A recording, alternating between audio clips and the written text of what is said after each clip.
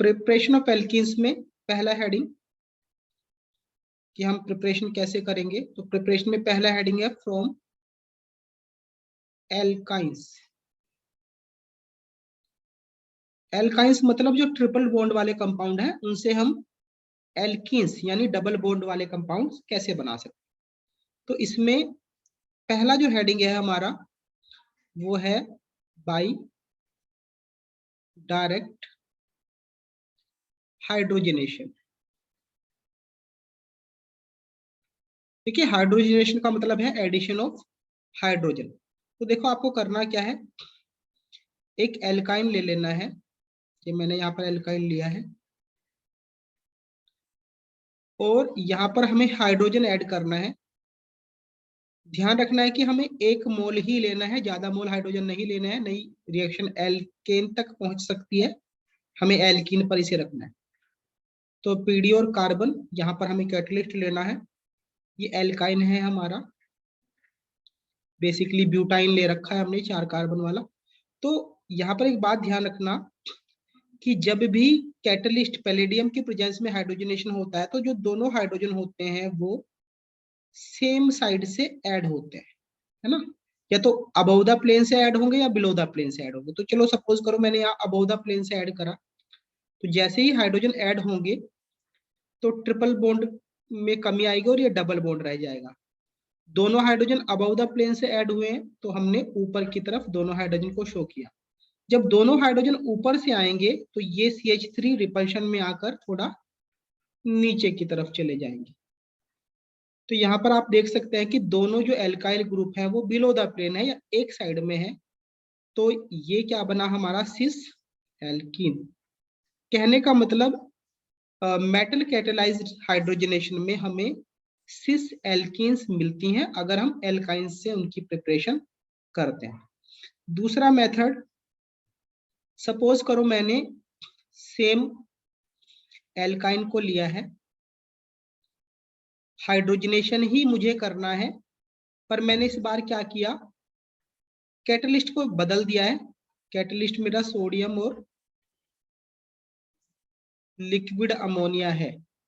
तो इस particular case में ध्यान रखना है कि ऊपर जो सेम साइड से एडिशन हुआ था, इस केस में ऐसा नहीं होगा। इसमें एक हाइड्रोजन अबव द प्लेन से ऐड होगा और एक हाइड्रोजन बिलो द प्लेन से ऐड होगा। तो जो अबव से आएगा तो CH3 को नीचे भेज देगा, यानी ये अबव द प्लेन से आया तो इस CH3 को नीचे की तरफ शिफ्ट करेगा। क्योंकि हाइड्रोजनेशन हो रहा है तो ट्रिपल बॉन्ड का डबल बॉन्ड रह जाएगा। कार्बन, ये हाइड्रोजन नीचे से आया तो नीचे की तरफ लगेगा, और जैसे ही हाइड्रोजन नीचे से आएगा तो CH3 थोड़ा रिपल्शन की वजह से ऊपर चला जाएगा। तो यहाँ पर दोनों एल्काइल ग्रुप अपोजिट डायरेक्शन में है, तो ये बना हमारा ट्रांस एल्कीन्स। तो अगर हम एल्काइंस से बनाते हैं सिस और ट्रांस तो दोनों ही केस में हाइड्रोजनेशन होगा, बस हमें कैटलिस्ट का वहां पर डिफरेंस रखना पड़ेगा। ये बात हमें ध्यान में रखनी थी। यहाँ पे एक छोटी सी बात और मैं एक और एग्जांपल से आपको यहाँ समझाना चाहता हूँ। मान लो मैं यहाँ पर ब्यूटाइन ना लेके प्रोपाइन लेता हूँ, 3 कार्बन वाला, इस तरीके से प्रोपाइन। इस केस में मैं हाइड्रोजनेशन करता हूं तो पीडी और सी ले लेते हैं। तो दोनों हाइड्रोजन चलो सपोज करो ऊपर से ही कनेक्ट हो रहे हैं, तो ये बन जाएगा CH3 CH CH। चलो मान लेते कि ऊपर से आया तो H, ट्रिपल बॉन्ड का बना डबल बॉन्ड। तो जो ये एल्कीन है इसे आप नॉर्मल प्रोपीन बोलोगे। क्या बोलोगे? Normal propene. यहाँ पे आप इसे सिस और ट्रांस नहीं बोल सकते, क्योंकि यहाँ पर कार्बन जो है ना उसपे दोनों ही हाइड्रोजन है। तो अगर दोनों ग्रुप किसी कार्बन पर सेम आ जाए तो वहां पर सिस और ट्रांस नहीं देख पाओगे आप। दोनों ग्रुप अलग होने चाहिए। जैसे यहाँ पर देखो ये हाइड्रोजन अलग है, CH3 अलग है, CH3 अलग है, हाइड्रोजन अलग है। यहाँ पर क्या हो रहा है कि दोनों ही हाइड्रोजन है, तो अगर दोनों ग्रुप सेम आ जाते हैं तो वहां पे सिस और ट्रांस की कोई वैल्यू नहीं रहती। सिस और ट्रांस तभी देखे जाते हैं जब दोनों एल्कीन पर अलग अलग टाइप के ग्रुप हो। ठीक है, तो ये एक प्रिपरेशन थी एल्काइंस से।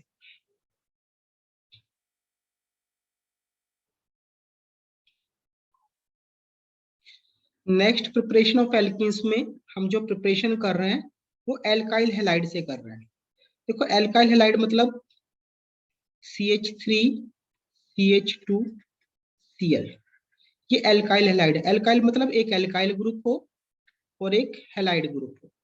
अब यहाँ पर एक बात ध्यान रखनी है कि ऐसा नहीं है कि सभी एल्काइल हैलाइड में ये रिएक्शन हो जाएगी। ये रिएक्शन केवल उन एल्काइल हैलाइड में होगी जिसमें मिनिमम 1 बीटा हाइड्रोजन होगा। मतलब alkyl halide must carry minimum 1 beta hydrogen to give such reaction. अब ये बीटा हाइड्रोजन क्या है? तो देखो देखो ये जो हैलोजन है ना, इससे connected directed connected carbon alpha और उससे directed connected carbon beta, chlorine से कनेक्टेड अल्फा और उससे कनेक्टेड बीटा। तो ये जो अल्फा वाला है हमारा, इससे कनेक्टेड हाइड्रोजन अल्फा हाइड्रोजन कहलाएंगे और जो इसके बराबर वाला बीटा है उससे कनेक्टेड हाइड्रोजन बीटा हाइड्रोजन कहलाएंगे। तो कहने का मतलब यहाँ पर हमारे पास 3 बीटा हाइड्रोजन है, 3 बीटा हाइड्रोजन है, यानी ये आपका एल्कीन्स की प्रिपरेशन यहाँ पर हो जाएगी। कैसे होगी मैं आपको बता देता हूँ। हमें एल्काइल हैलाइड लेना है, थोड़ा सा मैं ओपन स्ट्रक्चर बना देता हूँ और बिल्कुल इजी वे में आपको बता देंगे कि कैसे हो रहा है। सपोज करो हमने यहाँ पर ब्रोमीन भी ले सकते हैं। यहाँ पर रिएजेंट लेना है एल्कोहलिक KOH, यानी KOH के अंदर हमने थोड़ा सा एल्कोहल मिक्स कर दिया है, थोड़ा सा हमें हीट करना पड़ेगा। तो यहाँ पर होगा बीटा एलिमिनेशन। इस रिएक्शन को हम बीटा एलिमिनेशन के नाम से भी जानते हैं। 12th क्लास में आप इसका मैकेनिज्म भी पढ़ेंगे। मैं भी बिल्कुल सिंपल वर्ड में आपको बता दे रहा हूँ। प्रोडक्ट लिखने के लिए अल्फा और बीटा लिख लीजिए। अल्फा से हैलोजन हटाइए, बीटा से हाइड्रोजन हटा दीजिए और जो बचा उसे एज इट इज लिख दीजिए ऐसे। यही तो बचा है।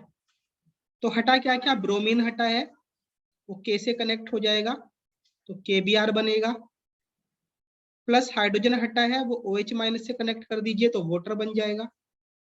ठीक है, तो ये क्या है? एक टाइप से डिहाइड्रोहेलोजिनेशन या डिहाइड्रेशन, वाटर भी यहाँ पर लॉस हुआ है, इस टाइप से इसे समझ सकते हैं। क्योंकि यहाँ पर हाइड्रोजन का लॉस हुआ है, यहाँ पर ब्रोमीन का, तो दोनों ही कार्बन पर वैलेंसी डिस्टर्ब हो गई है। तो वैलेंसी को मेंटेन रखने के लिए यहाँ पर बना दीजिए डबल बॉन्ड। ठीक है ना? तो ये है आपका बीटा एलिमिनेशन। अब यहाँ पर एक बात और ध्यान रखनी है, इसे डिहाइड्रोहेलोजिनेशन भी बोलते हैं, ये भी ध्यान रखना। दूसरे तरीके से आप इसे ऐसे भी समझ सकते हो कि ये प्लस है, ये माइनस है, ये यहाँ पर इस हाइड्रोजन को एब्स्ट्रैक्ट करेगा, ये बॉन्ड इधर शिफ्ट कर जाएगा और ये halogen as a leaving group बाहर चला जाएगा और ये हमारा प्रोडक्ट इस तरीके से बन जाएगा। पर फिर भी सिंपली प्रोडक्ट को लिखने के लिए जैसा तरीका मैं आपको बता रहा हूँ उसका आप यूज कर सकते हैं। मान लो कि एक थोड़ा सा अलग सा क्वेश्चन आया, यहाँ पर ब्रोमीन लगा हुआ है ना, और आपको यहाँ पर लिख दिया है एल्कोहलिक KOH, तो क्या प्रोडक्ट होगा? तो बिल्कुल सिंपल, कोई कंफ्यूजन नहीं करना है। हैलोजन से कनेक्टेड कार्बन अल्फा, उसके बराबर वाला कार्बन बीटा, तो ये कार्बन बीटा, ऊपर अगर आप जाओगे तो वो कार्बन भी क्या है? बीटा। इस पर्टिकुलर केस में दोनों ही कार्बन जो है वो बीटा है। तो आपकी मर्जी है कि आप ऊपर से हाइड्रोजन हटा लीजिए या नीचे से हटा लीजिए। सपोज करो मैं ऊपर से हाइड्रोजन हटाता हूँ, आप हाइड्रोजन हटाएंगे बीटा से और हैलोजन हटाएंगे अल्फा से, और अल्फा और बीटा के बीच जहां से हाइड्रोजन और हैलोजन हटाए हैं वहां पर बॉन्ड बना देंगे। बाकी आपका KBr और वाटर आपका बच जाएगा। ठीक है, तो इस तरीके से हम बीटा एलिमिनेशन से एल्कीन्स को बड़ी आसानी से बना सकते हैं। नेक्स्ट प्रिपरेशन है हमारी अल्काइंस की फ्रॉम विसिनल डाइहैलाइड्स। देखिए सबसे पहले तो ये विसिनल का मतलब क्या होता है। देखिए विसिनल का मतलब होता है कि एक ऐसा डाइहैलाइड जिसमें दो एडजेसेंट कार्बन पर हेलोजन लगा हो। ये एक कार्बन दो कार्बन, तो बराबर बराबर वालों पर आपको हेलोजन दिखाई देंगे। मैं और बना सकता हूं, ये ब्रोमीन, ये ब्रोमीन। तो ये सारे के सारे किस चीज के एग्जाम्पल हैं? जैसे मान लो ऐसे बना लिया है, ये क्लोरीन है और ये क्लोरीन एडजेसेंट होने चाहिए, मतलब बराबर बराबर वाले होने चाहिए, तो उन्हें बोलते हैं विसिनल डाइहैलाइड्स। ठीक है, उन्हें क्या बोलते हैं? विसिनल डाइहैलाइड्स। तो इसमें होता क्या है कि इसमें हम इनकी रिएक्शन कर देते हैं जिंक मेटल से। अब जब जिंक मेटल से रिएक्शन होती है तो ये जिंक जो होता है ये दोनों हैलोजन से रिएक्शन कर जाता है और बना देता है जिंक क्लोराइड। अब जब जिंक क्लोराइड बन जाएगा तो जो बाकी बचेगा CH2 सिंगल बॉन्ड CH2, तो इनकी वैलेंसी डिस्टर्ब है तो डबल बॉन्ड बना दीजिए, तो ये बना हमारा एल्कीन। तो ये भी एल्कीन बनाने का एक तरीका है, यहाँ पर भी वैसे ही रहने वाला है। ये दोनों ब्रोमीन जिंक के साथ चले जाएंगे ZnBr2, इस तरीके से डबल बॉन्ड आ जाएगा। मतलब जहां से आप हटा रहे हैं उन दो के बीच में आप डबल बॉन्ड बना दीजिए ऐसे। इसमें यहाँ पे बन जाएगा Zn।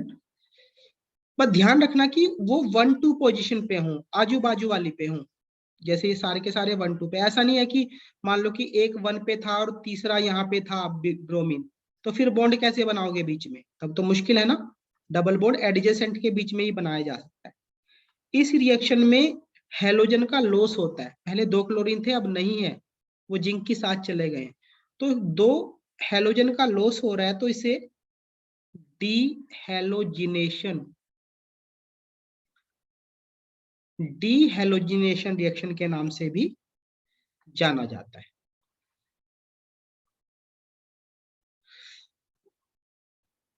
नेक्स्ट मेथड है हमारा प्रिपरेशन ऑफ एल्कीन्स का फ्रॉम एल्कोहल।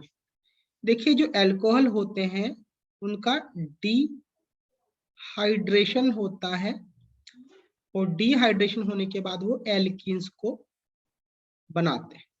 अब यहाँ पे कुछ कंडीशंस हैं, उन्हें कंडीशंस को ध्यान में रखना है। जैसे हमारा एल्कोहल है उसके पास कम से कम एक बीटा हाइड्रोजन होना चाहिए। जैसे पहले केस में बीटा एलिमिनेशन में एक बीटा हाइड्रोजन होना जरूरी था, इसी तरीके से यहाँ पर ऐसे अल्कोहल उपयोग में लाए जाएंगे जिन पर एक बीटा हाइड्रोजन होगा।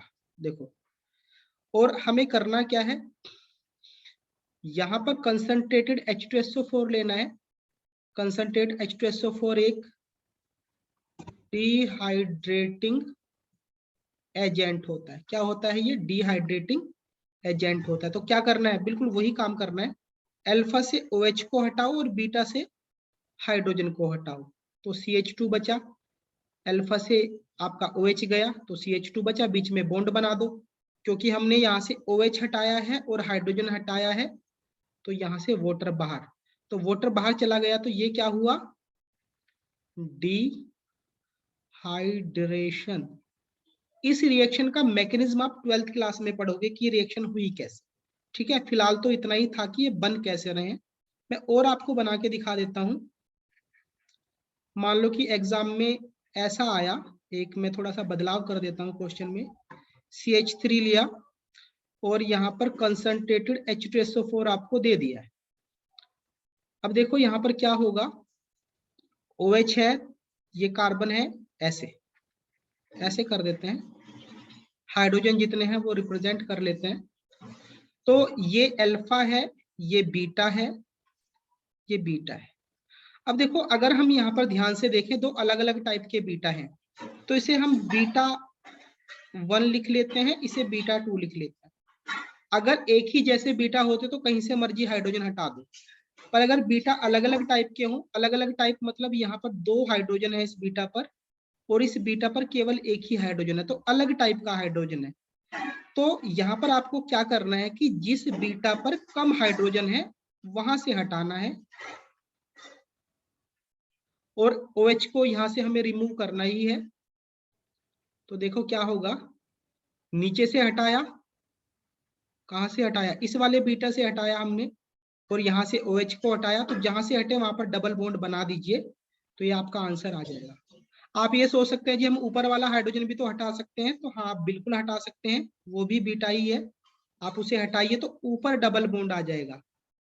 पर ध्यान रखना, 12th क्लास में आप एक रूल पढ़ोगे, शेजेफ रूल, उस रूल के हिसाब से जो एल्कीन जितनी ज्यादा सब्स्टिट्यूटेड होती है वो उतनी ज्यादा स्टेबल होती है, वो उतनी ज्यादा स्टेबल होती है।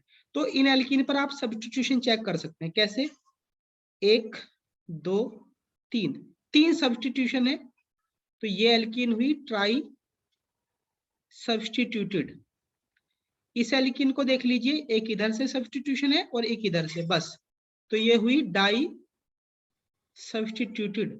तो जितना ज्यादा स्टेबल सब्स्टिट्यूशन ज्यादा होगा उतनी ही ज्यादा स्टेबल एल्कीन होगी, और जितनी ज्यादा स्टेबल एल्कीन होगी उतना ही वो मेजर प्रोडक्ट बनाएगी। तो ऊपर वाला मेजर और नीचे वाला माइनर, तो एग्जाम में आपको मेजर प्रोडक्ट ही लिख के आना होता है। तो थोड़ा सा ये एक्स्ट्रा मैंने बता दिया, बट आपको ये क्लियर जरूर हुआ होगा।